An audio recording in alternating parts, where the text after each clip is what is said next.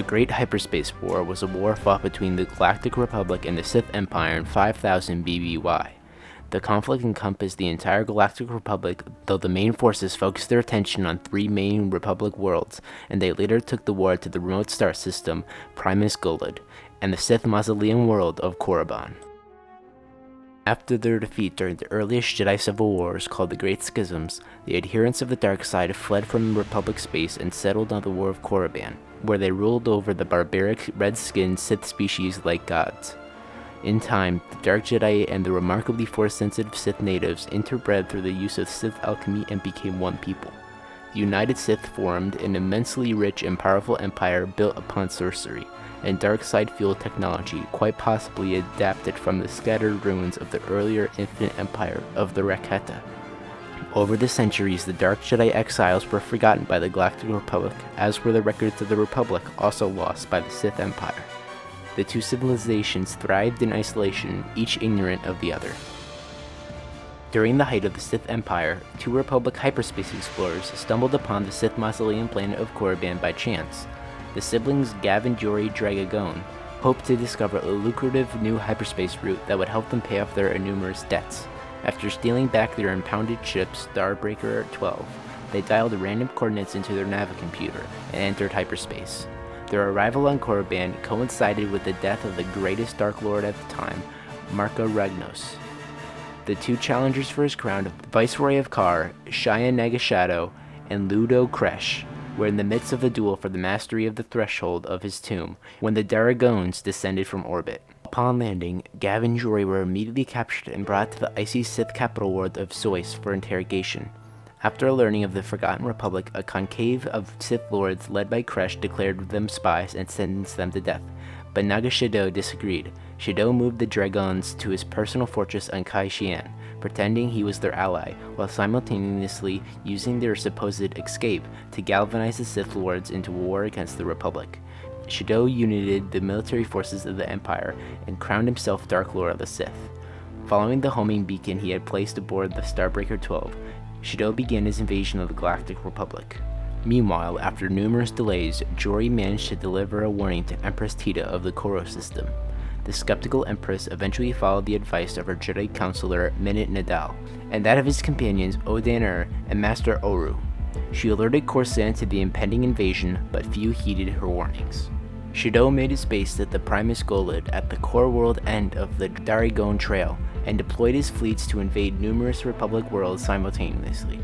Shadow knew he could not defeat the much larger Republic Navy, and so he relied on the surprise and rapid early victories to carry the day. He positioned his eye-shaped meditation sphere at the red giant star Primus Golod, and used battle meditation to aid his forces in the field. The ferocity of the Sith invasion would swiftly overwhelm the lax Republic Navy. Passing the Primus Golod, Gav Daragon was given command of the Koros Major Invasion Fleet. When Gav entered in his home system, a significant battle ensued with the Sith successfully establishing a foothold in the system. Shadow proclaimed Gav the liberator of his home system, and using the Koros trunk line, attacked Kalkylos and the Faros shipyards. Moving up the trade routes, the Sith under the command of Shar Darkhan, Shadow's chief lieutenant, attacked Coruscant itself, landing at the Legislative District and reached the Senate Hall, where they encountered Jedi defenders. Other parts of the fleet went to Mitelos, Basilisk, and Shawkin. During the fighting at Koros Major, Gav searched for his sister at Arba the Hutt starship repair dock. Flanked by a host of Masani warriors, Arba, a close family friend, was struck down by his warriors just moments before Jory entered the chamber. Thinking Gav had killed Arba, she attacked her brother with a lightsaber given to her by Padawan Odan. Gav fled from his sister and returned to his master at Primus Golod. Without their commander, the Sith forces on Koros fell into disarray and were defeated. Upon arrival at Primus Golod, Gav opened fire on Shadow's meditation sphere, breaking the Sith Lord's connection upon the distant invasion of Coruscant, thereby allowing the Republic soldiers to rally and turn the tide of the battle. The tide of the war changed for good with the discovery that Shadow used Force solutions to make their forces appear more numerous than they really were. Saved by that knowledge, the Republic Navy rallied at Anaxis and counterattacked at Karrik and Thorkos. At the Battle of Karrik, Jedi Master Oru defeated a massed force of Masani warriors, but sacrificed his life in the process and died in the arms of his Padawan Odan. The Republic Navy then moved to support Coruscant's defenses, and pushed the Sith forces back to Koros Major. Facing defeat, Shadow pulled his forces back from Primus Golod, but was followed by Jory, Empress Tita, and a large Koros fleet. Realizing that the tide of the war had turned against him, Shadow abandoned his embattled forces to the leadership of Gav Daragon and used the Sith superweapon aboard his flagship Corsair to implode the nearby star. Disgusted by Shadow's betrayal, Gav turned against his master. He transmitted the hyperspace coordinates of the Sith fleet to Empress Tita and warned her to leave the system just before Primus Golod went supernova, destroying Naga Shadow's meditation sphere and Gav along with it. Naga Shadow managed to flee back to the Sith Empire, but a living, breathing Ludo Kresh was waiting for him in ambush. Having discovered Shadow's plan to assassinate him, Kresh had allowed the new Sith Lord to think he was dead. His attack on Shadow's fortress had been a fake intended to lull Shadow into compliancy, but in the end, Kresh's complex plans came to nothing. He was killed by one of Shadow's vessels, slammed into his own during the chaotic Sith battle over Korriban. The Republic armadas arrived while the Sith fleets battled each other, and managed to annihilate them both in the crossfire. Shadow sacrificed the remains of his fleet to ensure his own survival, destroying their pursuers with tricks and sorcery. He limped away from the engagement aboard his damaged flagship. With Shadow fled, Shar Darken became the acting Dark Lord. In the aftermath of the battle, Supreme Chancellor Poltamo of the Republic ordered a general invasion of Sith space. The Republic and the Jedi Order then embarked on a military expedition throughout the territories ruled by the Sith Empire to search out the remaining Sith strongholds and destroy them. The attack was temporarily averted when Shar Darkan ordered suicide attacks, forcing the Republic forces to retreat, but many Sith killed themselves ritually, giving an advantage to the Republic fleet, leading them to win the war. The aftermath for the Republic included that at the end of the Great Hyperspace War, inspired by the example of their deceased master Oru, the Jedi Undan founded the Great Museum City upon the planet Ossus. Stored within its countless libraries and vaults were ancient Jedi artifacts gathered by his fallen master, as well as Sith artifacts collected from the wreckage of their invasion fleet.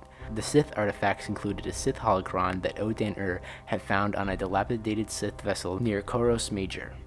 Over the centuries, Ossus grew to become the primary Jedi archive, library, and academy of the Galactic Republic. Due to her bravery and tactical brilliance during the war, the people of Koros honored their leader, Empress Tita, by renaming their star system after her. By way of thanks for their defense of the Republic, the Galactic Senate donated a sacred mountain on Coruscant to the Jedi Order. Beginning as a small meditative enclave, the Sacred Spire would become the site of the Jedi Temple, the main headquarters of the Order, rise after the destruction of the Great Jedi Library on Ossus during the Great Sith War. During the aftermath of the war, the Sith Empire was split, and some Sith were exiled to Ambria, Thrul, Trud, and Vunjin. Others were shipwrecked to worlds like Kesh, without hope to escape. Although the war decimated the Sith species, these exiles ensured the survival of the Sith traditions on these planets. Naga Shadow and his remaining Masani warriors fled to the remote Yavin system and hid on its fourth moon. There he used Sith sorcery to place his body in status while his warped Masani servants slowly degenerated into barbarism.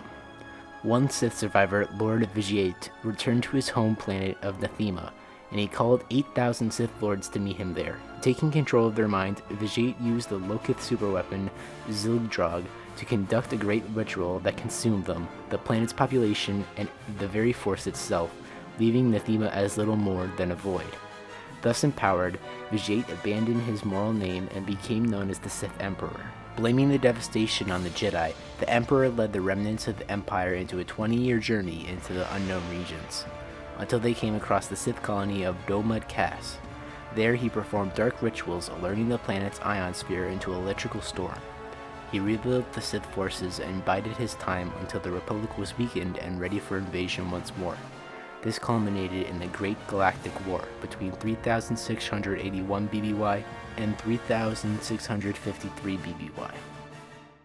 And that concludes the Great Hyperspace War. And I'm planning eventually to make a video on the Great Galactic War.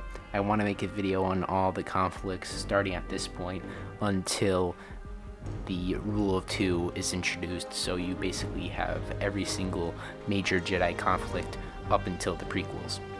Jedi and Sith conflict up until the prequels.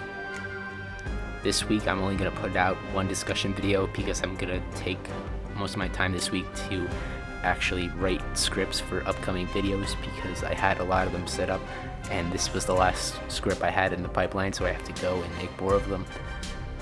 And so a week from now you should be able to expect a prequel lore video that week and a discussion video, and it'll be in a consistent trend every week after that.